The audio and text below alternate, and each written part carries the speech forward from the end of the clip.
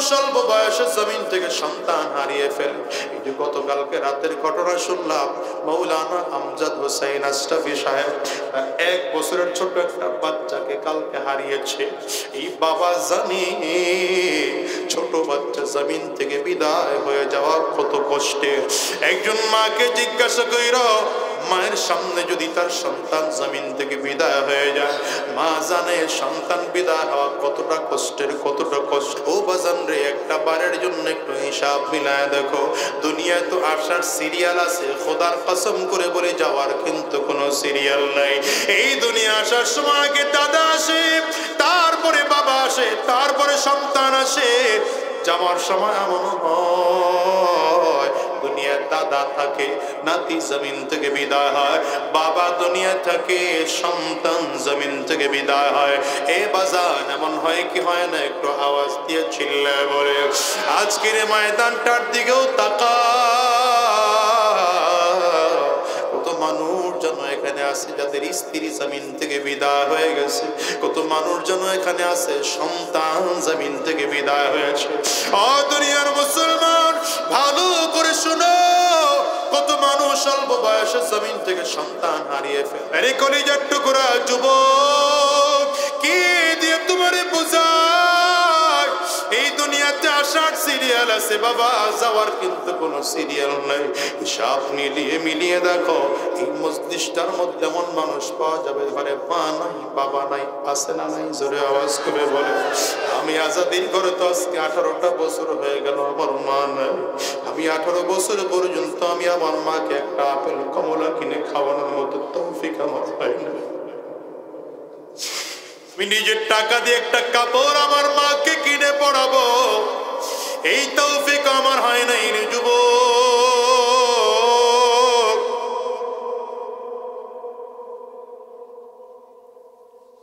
দিয়ে তোমারে বুঝাই বলো,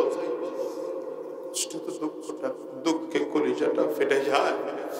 যে মজি বলি মাহফিল শেষ করে বাসায় গিয়ে দরজার মধ্যে টোকা লাগাইবা, হয়তো মা তোমার দরজা খুলবে, আমি বাসায় গিয়া দরজার মধ্যে টোকা দিলে আমার মা দরজা খুলবে না। যুবক রে, তুমি বুঝবা না, যার ঘরে মা আছে, যার ঘরে বাবা আছে, যার ঘরে মা না, যার ঘরে বাবা নাই, তাকে জিজ্ঞাসা করে দেখো কতটা কষ্ট তার কলিজা। বাজান রে, আমার মতো কে কে মা হারিয়েছে একটু হাতটা উঁচা করে দেখা। কে কে বাবা হারিয়েছেন আপনারাও হাত উঁচা করে একটু দেখা। হাতগুলো একটু তুলে রাখেন, নামাইবেন না, হাতগুলো তুলে রাখবেন। যুবকরা তাকিয়ে তাকিয়ে দেখুক মাহারা মানুষগুলোর চোখ দিয়ে কেমন করে পানি বের হয়। যুবক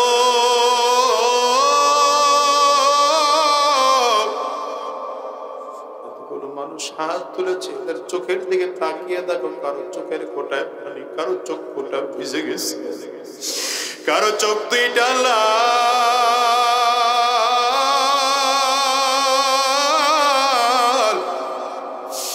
এই মানুষগুলো জানে মা হারানো কত ব্যথা, বাবা হারানো কত ব্যথা। লক্ষ মাইল, হাজার মাইল দূরে সন্তান, তাকে ইন্টারনেটের মাধ্যমে খবর নেওয়া যায়, ইন্টারনেট, টেলিফোন, ফ্যাক্সের মাধ্যমে খবর নেওয়া যায়। কিন্তু তোমার আমার মা যে খবর মাত্র বাড়ির সামনে 2.5 হাত মাটির নিচে ঘুমিয়ে আছে, কোনদিন ওই মায়ের খবরটুকু পর্যন্ত নিতে পারলাম না। মাকে যদি কবরের পাশে দাঁড়ায় ডাকি, মা গো তুমি কেমন আছো বলো, মা জবাব দেয় না। বাবার কবরের সামনে দাঁড়ায় যদি বলি, বাবা কেমন আছো তুমি বলো, তোমার রেখে যাওয়া বাড়ির মধ্যে আমি থাকি, কিন্তু 5 বছর হয়ে গেল, 10 বছর হয়ে গেল, তুমি মাটির ঘরে কেমন আছো খবর পর্যন্ত নিতে পারি না। এর দুনিয়ার বাজার, সারা জীবন কি মনে হয় এই দুনিয়ায় থাকবা? না রে ভাই না, দুনিয়ায় তো আসার সিরিয়াল আছে, যাওয়ার সিরিয়াল নাই। তবে সাবধান, কবর কিন্তু বড় ভয়ঙ্কর জায়গা, কবর বড় অন্ধকার জায়গা। ওখানে বাড়িওয়ালার পরিচয় দিলে চলবে না, ক্ষমতাওয়ালার পরিচয় দিলে চলবে না, টাকাওয়ালা কবর বারবার করে ডাকে, আনা বাইতুল জুলমা, আনা বাইতুল ওয়াহদা, আনা বাইতুত তুরাব। কবর বারবার করে বলে, আমি বড় একা একির ঘর, আমি বড় অন্ধকার ঘর, আমার কাছে সাথী নাই, বাতি নাই, দুনিয়ার কোনো কিছুই নাই। কবর বলে, আমি শুধু চিনি আমল, ভালো আমল করে যদি আসতে পারো। কবর বলে, আমি ভালো আচরণ করব, আর যদি ভালো আমল করে আসতে না পারো, কপাল পোড়ার দ্বার। আমি কবর দুই দিকের মাটিগুলো একত্রিত হইয়া এত জোরে চাপ মারব, গুনাহগারের এক পাজরের হাড় আরেক পাজরের মধ্যে নিয়ে পৌঁছাইয়া দেব। ওরে দুনিয়ার যুবক, কি বললে তুমি নেকের কাজ করবা বলো?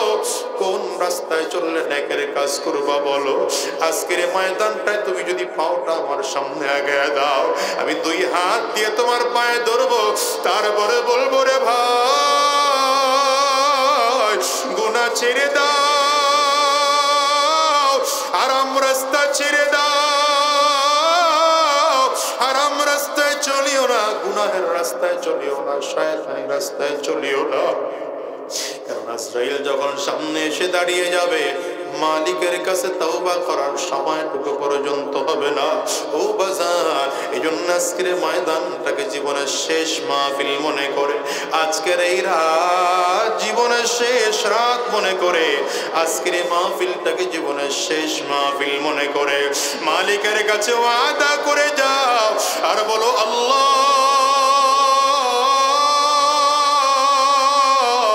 যতদিন এই জমিনে বেঁচে থাকবো, আর হারাম রাস্তায় কদম বাড়াবো না, আর শয়তানি রাস্তায় কদম বাড়াবো না, আর গুনাহের পথে চলবো না। ওয়াদা করতে কারা কারা তৈয়ার আছো? দুইটা হাত উঁচা করে আমার আল্লাহকে দেখাও, আওয়াজ দিয়ে চিৎকার করে সুরে ডাকো, আল্লাহ। চিৎকার করে জোরে ডাকো, আল্লাহ।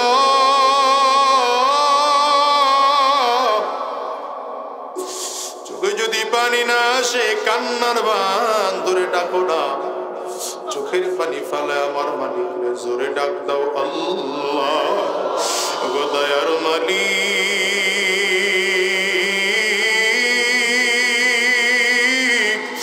আয় আল্লাহ, যতগুলো গোলাম আমরা দুইটা হাত উঁচু করলাম, আর হারাম রাস্তায় কদম বাড়াবো না। ওয়াদা করলাম শয়তানি রাস্তায় কদম বাড়াবো না, গুনাহের পথে চলবো না। আল্লাহ, তুমি কবুল করে নাও, কবুল করে নাও। আওয়াজ দিয়া বলো আমিন। আলহামদুলিল্লাহিল্লাযী আহাতা বিকুল্লি শাইইন ইলমা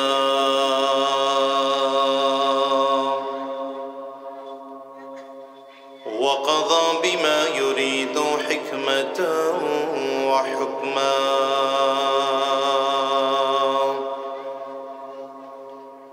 وأنعم بالنعم ابتلاء وامتحانا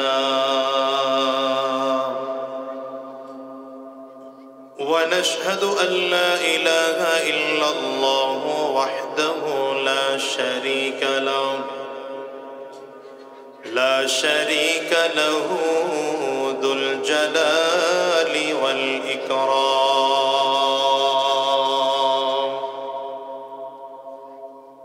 ونشهد أن محمدا عبده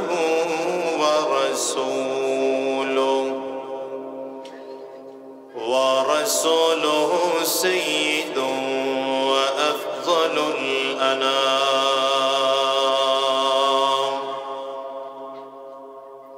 اللهم صل على محمد وعلى آله وصحبه وسلم تسليما كثيرا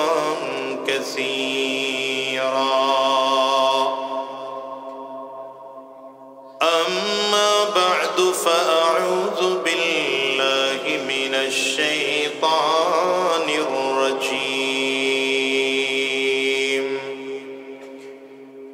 بسم الله الرحمن الرحيم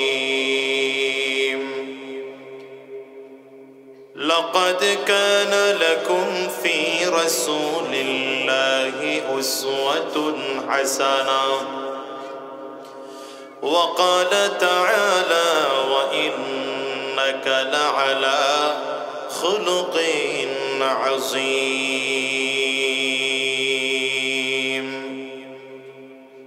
صدق الله العظيم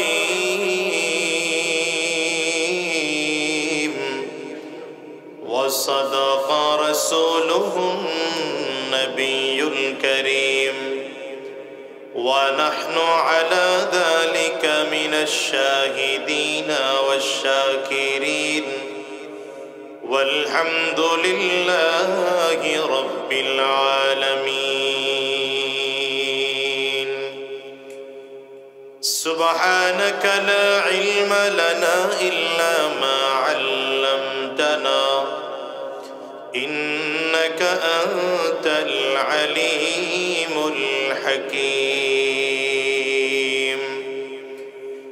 رب اشرح لي صدري ويسر لي أمري واحلل عقدة من لساني يفقه قولي لا إله إلا الله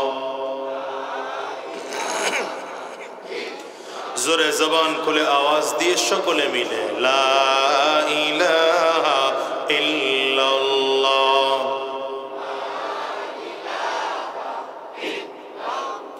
آرو جورے لا إله إلا الله لا إله إلا الله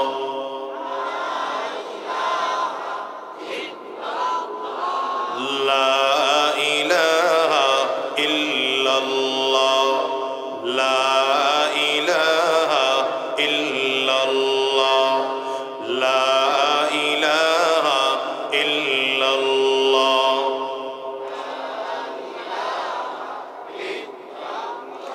لا إله إلا الله محمد رسول الله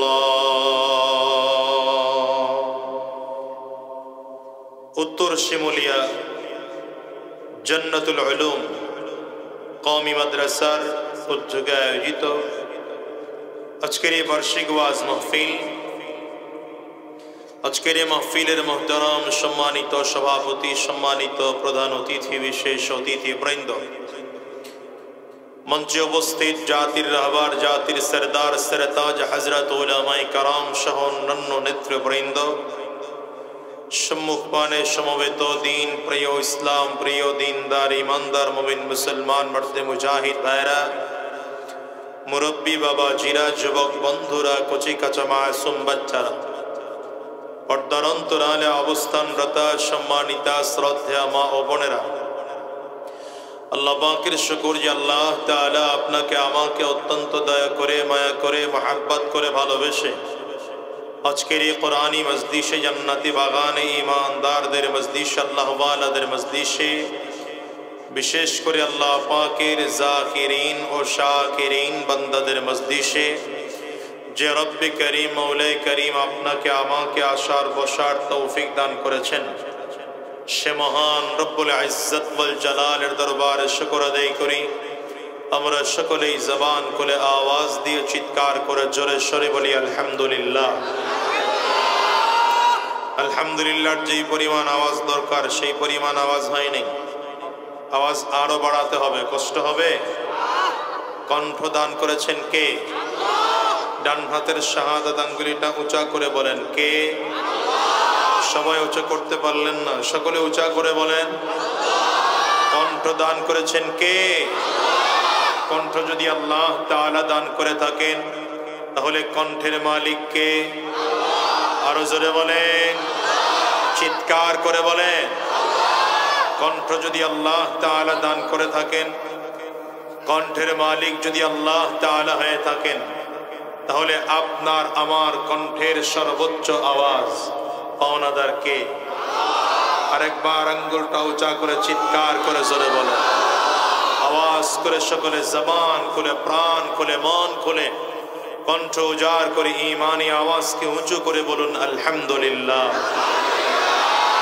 আমরা প্রশংসা করলাম কার? প্রশংসা করতে হবে কার? সব কিছু চাইতে হবে কার কাছে? সম্পদ নাই, চাইব কার কাছে? সম্মান নাই, চাইব কার কাছে? সন্তান নাই, চাইব কার কাছে? গাড়ি বাড়ি নাই, চাইব কার কাছে? আরেক ভাইরে মারার জন্য শক্তি নাই, চাইব কার কাছে? এটা আল্লাহর কাছে যাবেন। কাউকে অন্যায় ভাবে মারামারি, কাটাকাটি, হানাহানি, রক্তপাত, জ্বালিয়ে পুড়িয়ে দেওয়া ইসলামে জায়েজ আছে? বললেন যে আল্লাহর কাছে যাবেন। জোশ বেশি হয়ে গেছে, হুশ হারায় ফেলেছে। ওই জোশের দাম নাই যেই জোশের হুশ নাই। বুঝেননি কথা? সেই জোশের দাম নাই যেই জোশের কি নাই? হুশ নাই। সুতরাং জোশ থাকবে মুসলমানদের, ঠিক আছে, হুশও ঠিক রাখতে হবে ইনশাআল্লাহ। তৈয়ার তো? আওয়াজে ভালো মনে হয় না। তৈয়ার তো? আল্লাহ আমাদের কবুল করুন, আমিন বলেন। গোটা জাতির উস্তাদ বানিয়ে পাঠিয়েছেন, ঠিক না? গোটা পৃথিবীতে যত মানুষ আল্লাহ তাআলা সৃষ্টি করেছেন, যত মানুষ আল্লাহ তাআলা তৈয়ার করেছেন, সবার জন্যে জান্নাতের মধ্যে আল্লাহ তাআলা একটা বাড়ি বরাদ্দ করে রাখছেন। সুবহানাল্লাহ জোরে বলা যায় না? দেখেন, খুব ভালো করে বুঝেন, যতজন মানুষ আল্লাহ তাআলা দুনিয়াতে সৃষ্টি করেছেন, সবার জন্য জান্নাতে একটা বাড়ি বরাদ্দ করে রেখেছেন। চাই হিন্দুর জন্য জান্নাতি বাড়ি বরাদ্দ আছে, বৌদ্ধের জন্য জান্নাতি বাড়ি বরাদ্দ আছে, খ্রিস্টানের জন্য জান্নাতি বাড়ি বরাদ্দ আছে, ক্যাথলিকের জন্য জান্নাতি বাড়ি বরাদ্দ আছে, নাস্তিকদের জন্য জান্নাতে একটা বাড়ি বরাদ্দ আছে। যতজন মানুষ আল্লাহ তাআলা দুনিয়াতে সৃষ্টি করেছেন, সবার জন্যই জান্নাতে একটা একটা করে বাড়ি বরাদ্দ করে রাখছেন। চমৎকার বিষয় হলো, আল্লাহ তাআলা গোটা পৃথিবীতে যত মানুষ সৃষ্টি করেছেন, যদিও সবার জন্য জান্নাতি বরাদ্দ করা, জান্নাতের বাড়ির মালিক সবাই হতে পারবে না। জান্নাতের বাড়ির মালিক সবাই হতে পারবে না। রিভাব দেন সাউন্ডে। জান্নাতের বাড়ির মালিক সবাই হতে পারবে না। জান্নাতের বাড়ির মালিক কে হবে? আল্লাহ তাআলা সেটাও বলেছেন, ইন্নাল্লাযীনা আমানু ওয়া আমিলুস সালিহাত। যার মধ্যে দুইটা গুণ থাকবে, আল্লাহ তাআলা তাকে বরাদ্দকৃত জান্নাতের বাড়ির মালিক বানিয়ে দিবেন।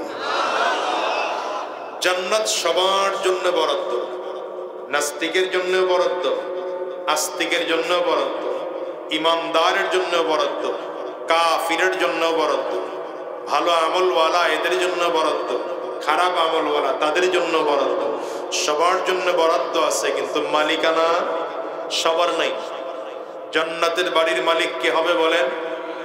যার মধ্যে দুইটা গুণ থাকবে। বলেন কয়টা গুণ থাকবে? মনোযোগ নাই আপনাদের, মনোযোগ নেই। কয় গুণ থাকবে? এই যে লোক কম হয়েছেন, আমার কোনো অসুবিধা নেই, এতে আমার মোটেও আফসোস নাই। কিন্তু যেই কয়জন আছেন মনোযোগী হলে কথা বলা যাবে। কথা কন না কেন? আর যদি মনোযোগী হতে না পারেন, তাহলে কথা বলা যাবে না। খুব মনোযোগ হবে, ঘাড়ও ঘুরাবেন না। এখানে যা আছেন এর থেকে যদি আরো অর্ধেক লোক কম হতো, তাইলেও আমার আফসোস থাকতো না। কথা বুঝাইতে বললাম? কিন্তু মনোযোগী, খুব মনোযোগী হতে হবে, ঘাড়ও ঘুরাবেন না, ডানে ভাবে তাকাবেনই না। এখন শুধু আমার দিকে তাকিয়ে থাকবেন। যতক্ষণ কথা বলবো খুব খেয়াল করে কথা শুনবেন। কিছু সবক নিয়ে বাড়িতে যেতে চাই। কথা বল না? এখনকার মাহফিল গুলো আসলে নষ্ট হয়ে গেছে সব। আমি মাঝে মাঝে আমি আমার আলোচনায় বলি যে এখনকার মাহফিল কমার্শিয়াল হয়ে গেছে। মাহফিল কমিটির নিয়ত ঠিক নাই, আমাগর বক্তাগর নিয়ত ঠিক নাই, শ্রোতাদের নিয়ত ঠিক নাই। অধিকাংশ মাহফিল কমিটির নিয়ত হচ্ছে মাহফিল উপলক্ষে একটা কালেকশন হবে, কথা অধিকাংশ জায়গার অবস্থা। ওয়াজ কি হোক না হোক কালেকশন একটা দহরম মহরম লাগবে।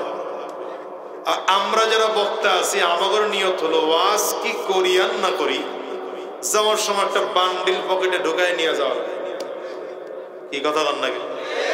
আর আপনারা যারা শ্রোতা আছেন আপনাদের মনের নিয়ত আরেক ভিন্ন। আপনারা আসেন হলো হুজুরদের সুর টেস্ট করতে, কি কথা কয় না?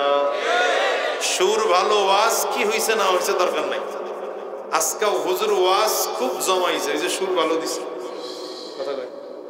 আর যদি সুর ভালো না হয় তাহলে না আজকে ওয়াজ জমে নেই, কি কথা বল না? কোরআন হাদিসের কথা, এটা জমার কি আছে আর না জমার কি আছে, কি কথা বলেন না কেন? কোরআন হাদিসের কথা প্রত্যেকটা কথাই তো জমার কথা, কি কথা বলেন না কেন? এই ফেসবুক হুজুর, ফেসবুক শরীফ চালান যাবে না, এখন বন্ধ রাখতে হবে, ঠিক আছে? আমাদের দেশের অনেক ফেসবুক আছে, ফেসবুক ছাড়া দুনিয়ায় কিছুই বোঝে না, খালি মোবাইল নিয়ে 24 ঘন্টা তাকায় আছে, কি দেখে আল্লাহ ভালো জানে। এই জন্য বলবো এই 3 দলের নিয়ত পরিবর্তন করে। নিয়ত পরিবর্তন করলে যে বরকত কম হবে মোটেও না। মাহফিল কমিটিরও কালেকশন ঠিক থাকবে, আমারও হাদিয়া ঠিক থাকবে, আপনারও সুরও ঠিক থাকবে। নিয়ত পরিবর্তন করার কারণে ব্যাপারটা হবে এমন,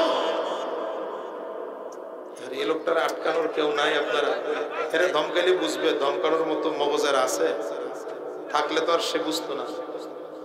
এরা কেউ ওখানে দাঁড়ায় কন্ট্রোল করে। তো নিয়ত ঠিক করেন, নিয়ত ঠিক করলে দেখবেন মাঝখান দিয়ে লাভ হবে এটা যে আপনার আমার কিছু আমল নামায় নেক নিয়ে যেতে পারবো, মাহফিল থেকে কিছু দিলের খোরাক নিয়ে বাড়ি যেতে পারবো। নিয়ত পরিবর্তন করতে তৈয়ার আছেন তো? আমার উস্তাদ বলতেন মাহফিলে যখন আসবা তখন মাহফিলে যত নিয়ত বাড়াবেন তত সওয়াব বাড়বে।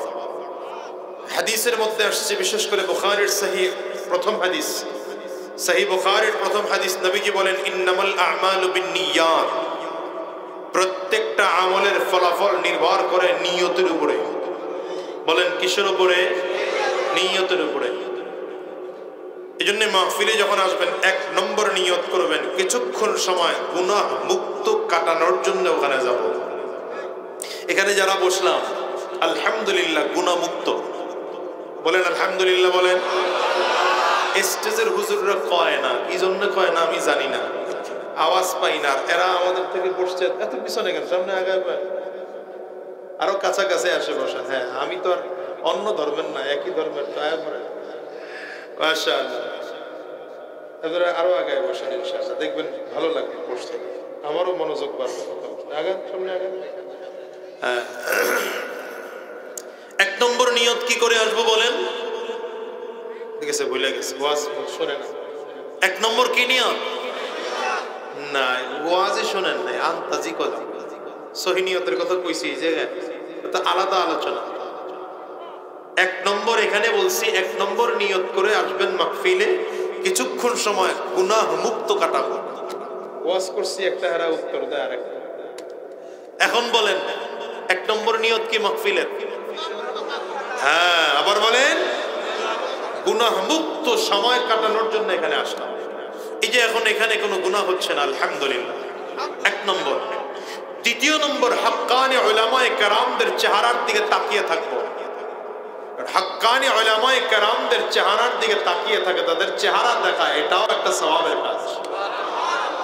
নবীজির সাহাবী আব্দুল্লাহ ইবনে আব্বাস রাদিয়াল্লাহু আনহু বলেন, যখন নবী পাইবা না, ইন্নাল উলামা ওয়ারাসাতুল আম্বিয়া, তখন নবীর ওয়ারিস উলামায়ে কেরামদের চেহারার দিকে তাকিয়ে থাকবা, তাদের চেহারা দেখবা, মনে করবা নবীর চেহারার দিকে তাকাইবা। এজন্য আলেমদের চেহারা দেখার জন্য আসবে। কয়টা হলো? তিন নম্বর, মাহফিলে আসার সময় নিয়ত করে আসবেন যেখানে দ্বীন শেখার জন্য যাব। কি শেখার জন্য যাব? কয়টা হইল? 4 নম্বর, যা আলোচনা হবে সেগুলো মনোযোগ দিয়ে শুনে সে অনুযায়ী বাকি জিন্দেগি গঠন করব। বুঝলেন তো? এই 4টা নিয়ত করে আসেন ইনশাআল্লাহ। এখন যারা নিয়ত করতে পারেন না, নিয়ত করে ফেলেন। আল্লাহ আমাদের কবুল করুন, আমিন বলেন। বলছিলাম আল্লাহ তাআলা গোটা পৃথিবীতে যতজন মানুষ সৃষ্টি করেছেন সবার জন্যই জান্নাতে একটা বাড়ি বরাদ্দ আছে। তো মালিক সবাই না, মালিককে যার মধ্যে কয় গুণ আছে আবার কয় আল্লাহ। এটা উত্তর দেয় কেন আপনার এলাকার লোক? কয়বার কইছি ওয়াজ, মালিককে যার মধ্যে আবার কয় আল্লাহ। জান্নাতের মালিক আল্লাহ। আল্লাহ তো আমাদের মালিকানা বানায় দিতেছে।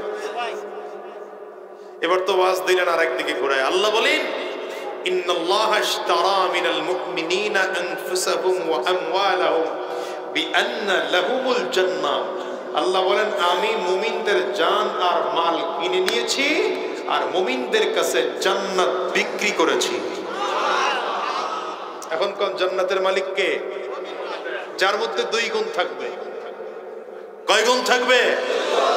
ওয়াজ বুঝানা খালি আন্তাজে উত্তর দেয়।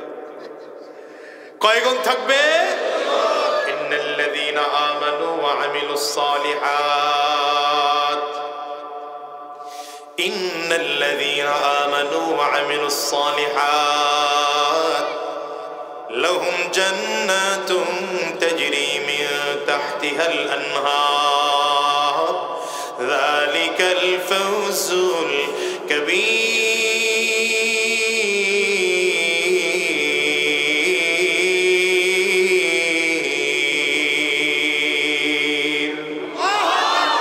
আল্লাহ তাআলা বলেন গোলাম যার মধ্যে 2 গুণ থাকবে আমি আল্লাহ তাআলা থেকে জান্নাত দিয়ে দেব।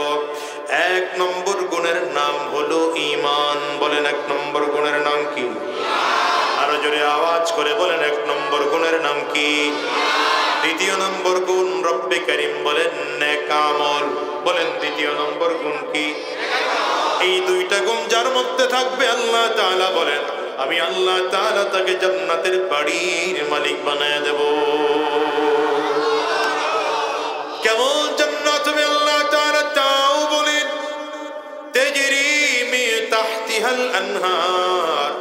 যেই জান্নাতের নিচ দিয়ে দুধের নদী বয়ে যাবে, যেই জান্নাতের নিচ দিয়ে শরাবের নদী বয়ে যাবে, যেই জান্নাতের নিচ দিয়ে স্বচ্ছ মিষ্টি পানির নদী বয়ে যাবে, যেই জান্নাতের নিচ দিয়া দুধের নদী বয়ে যাবে, মধুর নদী বয়ে যাবে, এক এক করে করে 4টা নদী জান্নাতের নিচে দিয়ে বয়ে যাবে। এই জান্নাতের বাড়ির মালিক কে হবে? যার মধ্যে 2 গুণ থাকবে। বলেন কয় গুণ? একজন মাথা নিচের দিকে দিয়া ঘুমাইতেছে, এটা হাত লাগা, আমার দিকে তাকান। কয় গুণ থাকবে? 1 নম্বর গুণের নাম কি বললাম? আবার বলেন 1 নম্বর গুণের নাম কি বললাম? ঈমান। 2 নম্বর গুণ নেক আমল। ঈমান তো সহজ বুঝলাম। ঈমান কাকে বলে? 3টা জিনিসের সমষ্টির নাম হচ্ছে ঈমান। কয়টা জিনিসের সমষ্টির নাম? 1 নম্বর দিল থেকে বিশ্বাস করা, জবানে স্বীকার করা, কাজে পরিণত করা। এই 3 জিনিসের সমন্বয়ের নাম কি? কি সমন্বয় করবেন? কি দিল থেকে স্বীকার করবেন? জবানের স্বীকারোক্তি দিবেন এক আল্লাহ ব্যতীত আর কোন মাবুদ। ওই যে আমরা কালিমা পড়েছি লা ইলাহা ইল্লাল্লাহ, পড়েন লা ইলাহা ইল্লাল্লাহ মুহাম্মাদুর রাসূলুল্লাহ আশহাদু আল্লা ইলাহা ইল্লাল্লাহ ওয়া আশহাদু আন্না মুহাম্মাদান আবদুহু ওয়া ওয়া রাসূলু, আল্লাহকে রব বলে স্বীকার করে নেওয়া, নবী মুহাম্মদুর রাসূলুল্লাহ সাল্লাল্লাহু আলাইহি ওয়াসাল্লামকে শেষ নবী, আখেরি নবী মেনে নেওয়া, দিল থেকে মেনে নেওয়া, জবানে স্বীকার করা, সেই অনুযায়ী নিজের জীবনটাকে গড়ার নাম হচ্ছে ঈমান। এবার রব্বে কারীম আরো ক্লিয়ার করে বলেন, তুমি যদি আরো ক্লিয়ার করে ঈমান আনতে চাও, পাক্কা সচ্চা ঈমানদার হতে চাও, তাইলে ঈমান আনবা কেমন করে? এক নম্বর, আমানতু বিল্লাহ ওয়া মালাইকাতি ওয়া কুতুবি ওয়া রুসুলি ওয়াল ইয়াউমিল আখির ওয়াল কদরি খাইরিহি ওয়া শাররিহি মিনাল্লাহি তাআলা ওয়াল বা'সি বা'দাল মাউত। সাতটা বিষয়ের সমষ্টির নাম হচ্ছে ঈমান। কয়টা বিষয়? এক নম্বর, আল্লাহর উপরে ঈমান আনা। দ্বিতীয় নম্বর, ফেরেশতাদের উপরে ঈমান আনা। তিন নম্বর, সকল কিতাবের উপরে ঈমান আনা। চার নম্বর, নবীর উপরে ঈমান আনা। পাঁচ নম্বর, কিয়ামত দিবসের উপরে ঈমান আনা। ছয় নম্বর, ভালো মন্দ তাকদীরের উপরে ঈমান আনা। কিয়ামতের ময়দানে মৃত্যুর উপরে আবার উঠতে হবে, এই বিষয়ের উপরে ঈমান আনার নাম হচ্ছে ঈমান। এটা হলো ঈমান। নেক আমল কাকে বলে? সহজ ভাষায় বুঝেন, নবীজি যা করতে বলেছেন, যেই পদ্ধতিতে করতে বলেছেন তা করা, সেই পদ্ধতিতে করার নাম হচ্ছে নেক আমল। বুঝেন? নবীজি যা করতে নিষেধ করেছেন, যেই পদ্ধতিতে করতে নিষেধ করেছেন, সেটা না করা, সেই পদ্ধতিতে না করার নাম হচ্ছে নেক আমল। কথা কয় না? যেমন নামাজ পড়তে বলেছেন, নামাজ পড়ার একটা তরিকা আছে না নাই? কেমন তরিকা? রুকু একটা হবে, সাজদা একটা, দুইটা হবে। প্রথম তাকবীরে তাহরিমা দিয়ে দাঁড়াবেন, এরপরে সানা পড়বেন। নবীজি নামাজ এভাবে শিখিয়ে গিয়েছেন। সাহাবায়ে কেরামদেরকে নবীজি বলেছেন, সাল্লু কামা রাআইতুমুনি উসাল্লি। এই আল্লাহর নবী বলেছেন, নামাজ পড়ো তেমন করে পড়ো যেমন করে আমাকে নামাজ পড়তে দেখো। নবীজিকে আমরা নামাজ পড়তে দেখেছি, তাকবীরে তাহরিমা বলে হাত বেঁধেছেন, সানা পড়েছেন, সূরাতুল ফাতিহা পড়েছেন, সূরা ফাতিহার সাথে একটা সূরা মিলিয়েছেন, এরপরে রুকু করেছেন, রুকু থেকে দাঁড়িয়েছেন, সাজদা করেছেন দুইবার, প্রথম রাকাতে দাঁড়িয়েছেন, দ্বিতীয় রাকাতে নবীজি বসেছেন। এখন কেউ যদি আগে সাজদা করে পরে রুকু করে নামাজ হবে না? কেন হবে না? নবীজির তরিকায় নামাজ নেই। কথা কয় না? নবীজি রোজা রাখা শিখিয়েছেন, ফজরের নামাজের আগে সুবহে সাদিক থেকে শুরু করে সূর্যাস্ত পর্যন্ত এইটুকু হচ্ছে নামাজ, কি বলে, রোজার সময়। এখন আপনি শুরুই করছেন মাগরিবের পরে, সারা রাত যেহেতু ঘুমাবো একটা রোজা রাইখা দিলাম, ফজরের পরে ইফতার করছেন, কেন হবে না? তরিকায় নাই। বলেন কেন হবে না? কথা জোরে বলেন, কেন হবে না? আপনি রাসূল বলেছেন, মুসকি খাটো করো, আপনি দাড়িকে লম্বা করো। কথা বলেন। আসসার ওয়াফুল লুহা, বুখারীর বর্ণনা নবী বলেন, মুছ ছোট করো, দাড়ি লম্বা করো। আপনি দাড়ি খাটো বানাইছেন, মুছটারে লম্বা করছেন। কথা বলেন না তো? কেন হবে না? নবীজির তরিকায়। জোরে কও, নবীজির তরিকায়। হ্যাঁ মুসলমান, হেরে আল্লাহ তাআলা জান্নাতে নেওয়ার জন্য আল্লাহ আপনাকে আমাকে আকল দিয়েছেন। এই আকলটা পৃথিবীর কাউকে দেন নাই। দেখেন, জানোয়ারকে আল্লাহ আকল দেন নাই, দিয়েছেন? জানোয়ারের আকল নেই। ফেরেশতাদের দিকে তাকান, ফেরেশতাদের আকল আছে। দুইটা খেয়াল করেন ভালো করে, ফেরেশতাদেরকে গুনাহ করার শক্তি আল্লাহ তাআলা দেনই নাই, কিন্তু আকল দিয়েছেন। জানোয়ারকে গুনাহ করার সব শক্তি দেওয়া আছে, কিন্তু আকল দেওয়া হয়নি। মানুষকে আল্লাহ কেমন করে বানাইছেন? মানুষের মধ্যে গুনাহ করার, অপরাধ করার শক্তিও আছে, আকলও আছে। দুইটা একসাথে কেন দিলেন? আল্লাহ তাআলা বুঝাইলেন, আকল দিলাম এজন্য যেন আকল খাটাইয়া দামি হইতে পারো। আকল খাটাইয়া কি হইতে পারো? এই গার নিচের দিকে না তো, গার আমার দিকে, চেহারা আমার দিকে তাকাও, ভালো করে উঠা উঁচু করো। আমনে করে জিমায়া মুরব্বিগো মতো না, উঁচু করে বল। যুবক মানুষ, দমক দিয়ালামও কিন্তু মুরব্বী হইলেও ধমক দিয়ে লাভ, কারণ এই চেয়ারটা তো উস্তাদের চেয়ারে বসাইছে। এমন কোন চেয়ারে বসে আমাদের বড়রা কথা বলেছে? কি কথা বল না? আজকের এই চেয়ারটা বানানো হয়েছে উস্তাদের চেয়ার হিসাবে। তা আপনারা মাইনা নিছেন যে আমি উস্তাদ, আপনাদের তুলনায় আমার আমল কম, ইলম কম, দক্ষতা কম, যোগ্যতা কম, সব কম। যেহেতু উস্তাদের চেয়ারে বসাইছেন, আপনারা ছাত্র, উল্টা পাল্টা করলে ধমক দিলাম। রাগ করতেছে? আর রাগ করলে কি, আমি খালি কোন কায়দায় বাজারে উঠতে পারলে আল্লাহ আল্লাহ তাআলা আকল কেন দিলেন বান্দাকে? গুনাহ করার শক্তিও দিয়েছেন, আকলও দিয়েছেন। দুইটা একসাথে দেওয়ার কারণ হলো আল্লাহ বুঝাইতে চাইলেন, যদি তুমি তোমার আকল দিয়া গুনাহ থেকে বেঁচে থাকতে পারো, আমি আল্লাহর কাছে তুমি ফেরেশতার চেয়েও দামি। হ্যাঁ, কিন্তু যদি আকল দিয়া গুনাহ থেকে বাঁচতে না পারো, তাহলে উলাইকা কাল আনআম বাল হুম দুশবা, জন্তুর মতো নয়, বরং আল্লাহ বলেন তার চেয়েও খারাপ। আল্লাহ তাআলা আকল দিয়েছেন জান্নাতে যাওয়ার জন্য, নেক আমল করার জন্য। আকল দিয়েছেন আল্লাহ তাআলা মানুষ হয়ে দুনিয়ায় বাঁচার জন্য। তবে মনে রাখবেন, মানুষের আকল দুনিয়া চলার জন্য যথেষ্ট না। এজন্য আল্লাহ তাআলা 30 পারাওয়ালা কোরআন পাঠিয়েছেন, 114 সূরাওয়ালা কোরআনুল কারীম আল্লাহ তাআলা পাঠিয়েছেন। উম্মতে কোরআন যদি না বুঝো, আল্লাহ তাআলা নবী পাঠাইলেন উস্তাদ বানাইয়া। নবীর মাধ্যমে কোরআন শিখে শিখে সেই অনুযায়ী আমল করো। কি কথা বল না কেন? কোরআন আবার একসাথে আল্লাহ তাআলা নাজিল করে দেন নাই। দেখেন হিসাব করে, তাওরীত নাজিল করা হয়েছে একসাথে, জবুর নাজিল করা হয়েছে একসাথে, ইনজিল নাজিল করা হয়েছে একসাথে। কোরআনুল কারীমকে আল্লাহ তাআলা একসাথে পাঠান নাই।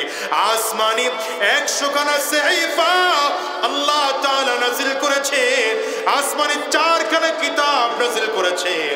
এর মধ্যে সবগুলো সাহিফা একসাথে নাজিল করা হয়েছে, সবগুলো কিতাব একসাথে নাজিল করা হয়েছে। কিন্তু কোরআনুল কারীমকে আল্লাহ তাআলা যখন যতটুকু দরকার তখন ততটুকু নাজিল করেছে। যখন 5 আয়াত দরকার তখন 5 আয়াত দিয়েছেন, যখন 3 আয়াত দরকার 3 আয়াত দিয়েছেন, যখন একটা সূরা দরকার সূরা নাজিল করেছেন, যখন একমাত্র একটা আয়াতের দরকার আল্লাহ তাআলা একটা আয়াত দিয়েছেন, যখন একসাথে 2 সূরা নাজিল করা দরকার আল্লাহ একসাথে 2 সূরা নাজিল করেছেন। কেন করেছেন? আল্লাহ তাআলা বুঝাইতে চাইলেন, গোলাম রে, আমি আল্লাহ তাআলা কোরআনুল কারীমকে তোমার মুক্তির জন্য জমিনে পাঠাইলাম। এই কোরআন তো আজকে 1450 বছর আগে নাজিল হয়েছে। এখন পর্যন্ত কোরআনের একটা জের জবর পেশ নুক্তার পরিবর্তন করার প্রয়োজন হয় নাই। কথা কন না? আপনি হিসাব করে দেখেন, যে কোনো একটা দেশের সংগঠন, যে কোনো একটা সংগঠনের গঠনতন্ত্র 2-4-5 বছর পরে পরে পরিবর্তন করার প্রয়োজন হয়। কথা বলে, যেমন বাংলাদেশের সংবিধান কতবার পরিবর্তন করা হয়েছে। এখন আবার ছাত্ররাও কাজ চলবে না, একটা সংবিধান সংশোধন করতে হবে। তাকিয়ে দেখো তো, আল্লাহর কোরআন একবারের জন্য সংশোধন করার প্রয়োজন হয় নাই।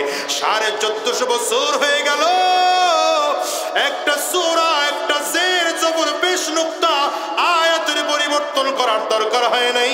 কিয়ামত পর্যন্ত আর কোনোদিন প্রয়োজন হবে না। বরং যেই মানুষ যেভাবে চায় কোরআন থেকে সমাধান গ্রহণ করতে, আল্লাহ বলেন তার জন্য কোরআন সমাধানের জায়গা হয়ে দাঁড়াবে। সমাধান চাও যদি জীবনে মরণে, ফিরে যাও খুঁজে নাও, চোখ রাখো কোরআনে। সমাধান চাও যদি জীবনে মরণে, ফিরে যাও খুঁজে নাও, চোখ রাখো কোরআনে। তবেই পাবে সুখ শান্তির ঠিকানা, তবেই পাবে সুখ শান্তির ঠিকানা। মেনে নাও তুমি মনে প্রাণে সমাধান। ঠিক কিনা বলো? এই যে চির অম্লান চির মুক্তির ডাক, এই যে মহাবাণী খোদার কালামে পাক, এই যে চির অম্লান চির মুক্তি মুক্তির ডাক, এ যে মহাবাণী খোদার কালামে পাক। এই দুনিয়ায় আর সেই দুনিয়ায়, এই দুনিয়ায় আর সেই দুনিয়ায় শান্তি পাবে তুমি দোজাহানে। সমাধান বলেন না, সমাধান চাও যদি জীবনে মরণে, ফিরে যাও খোঁজে নাও। সবকিছুর সমাধান আছে না নাই? জোরে চিল্লায় বলেন আছে না নাই? কোরআন পরিবারে চালু করো, পরিবারে সমস্যা থাকবে না। কোরআন সমাজে চালু করো, সমাজে সমস্যা থাকবে না। কোরআন গ্রামে চালু করো, গ্রামে সমস্যা থাকবে না। কোরআন থানায় চালু করো, থানায় সমস্যা থাকবে না। কোরআন যদি আমার রাষ্ট্রে পরিচালনা করা হয়, খোদার কসম করে বলি এ রাষ্ট্রেও কোনো সমস্যা থাকতে পারে না। এই জন্যই তো আমরা হুজুররা বলি সব দেখা হয়ে গেল। কথা কয়, আমরা তো এই দেশে কম দেখি নাই, এবার সব বাদ দিয়ে শুধু কোরআনের শাসন চাই।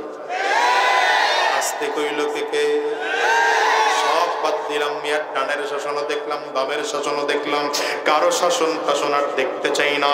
এবার আমার নবীর আদর্শের শাসন দেখতে চাই, ইসলামের শাসন দেখতে চাই, কোরআনের শাসন দেখতে চাই, কোরআনওয়ালাদেরকে ক্ষমতায় দেখতে চাই। তৈয়ার আছো কারা কারা? দুইটা হাত উঁচা করে আল্লাহকে দেখাও।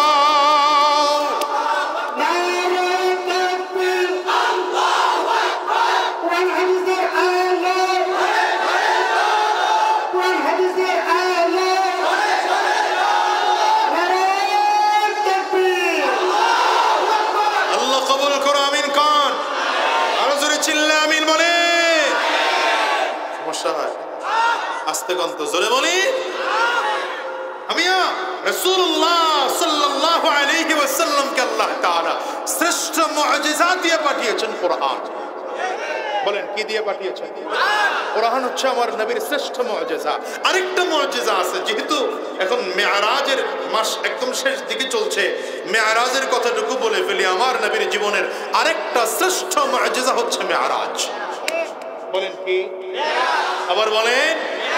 কোরআন আমার নবীর শ্রেষ্ঠ মুআজিজা, আরেকটা মুআজিজা হলো মেরাজ। এই মেরাজে আল্লাহ তাআলার নামাজ, মেরাজে নিয়ে আল্লাহ ফরজ করলেন কেন বলেন তো? পৃথিবীর সব ইবাদত তো ফরজ করা হয়েছে নবী জমিনে। রোজা ফরজ করেছেন নবী কই? কথা কয় না, হা করে তাকায়। রোজা ফরজ করেছেন নবী কোথায়? জমিনে। যাকাত ফরজ করেছেন আল্লাহ, নবী কই? জমিনে। হজ ফরজ করেছেন নবী কই? জমিনে। পর্দা ফরজ করেছেন নবী কই? মদ হারাম করেছেন নবী কোথায়? কিন্তু নামাজকে আল্লাহ তাআলা কেন মেরাজে নিয়ে আল্লাহ ফরজ করলেন? আল্লাহ বুঝাইতে চাইলেন আমি আমার হাবিবকে আমার কাছে নিয়ে এসেছি। কত কাছে, কত কাছে? কাবা কাউসাইনি আও আদনা, তীরের ধনুক। আপনারা বুঝবেন না, আগের যুগের মুরব্বীরা যদি থাকেন এরা বুঝবে। এখন তো পিস্তলের যুগ, বন্দুকের যুগ। আগের যুগ ছিল তীর ধনুকের যুগ। হ্যাঁ, চিনছেন নি? মুরব্বীরা বুঝবে ভালো। এই ধনুকের মাঝখানে তীর ধরে টান দিলে ধনুকের দুইটা মাথা যেমন করে কাছে চলে আসতো, আল্লাহ তাআলা বলেন এই ধনুকের দুই মাথা যত কাছে আসতে পারে তার থেকেও কাছে আমার হাবিবকে বসাইয়া আমি আল্লাহ তার সাথে কথা বলেছি। আল্লাহ তো আল্লাহর নবীকে মেরাজে নিয়ে গেছেন, নবীর উম্মতের জন্য আল্লাহ কি করছেন? আল্লাহ তাআলা বলেন গোলাম রে, তোর জন্য 50 ওয়াক্ত নামাজ দিলাম। 5 ওয়াক্ত না 50 ওয়াক্ত? আস্তে কয় তো, 5 ওয়াক্ত না 50 ওয়াক্ত? অনেকে বলতে চায় না জোরে, কারণ লোক এক ওয়াক্তই পড়ি না, আবার 50। মেরাজে গিয়ে আল্লাহর রাসূলকে আল্লাহ তাআলা 50 ওয়াক্ত নামাজ দিলেন। ষষ্ঠ আসমানে মুসা আলাইহিস সালাম বসা। আসার সময় জিজ্ঞাসা করেন পয়গম্বর কি নিয়ে আসতেছেন? আল্লাহ কি দিলেন? কয় 50 ওয়াক্ত। নবী তো মহা খুশি। মুসা আলাইহিস সালাম কয় হবে না, কমায় আনেন। 5 কমায় দিছেন আল্লাহ। আবার যান, আবার 5, আবার যান। এমন করে করে 9 বার। কয়বার? 9 বার গিয়েছে তো যায় 5 কমায়, যায় নবীজি আল্লাহ তাআলা 5 কমায় দেন। পয়গম্বরে আরবি 9 বার কমাইতে কমাইতে 45 ওয়াক্ত মাইনাস 5 ওয়াক্ত টিকছে। মুসা আলাইহিস সালাম আবার যান। মুসা আলাইহিস সালাম বলেন আমার উম্মতের জন্য মাত্র 3 ওয়াক্ত ফরজ ছিল, এটাই পড়াইতে পারি নাই, আর আপনার উম্মত 5 ওয়াক্ত কমান। নবীজি বলেন আমি আর যাব না, আমার লজ্জা লাগে।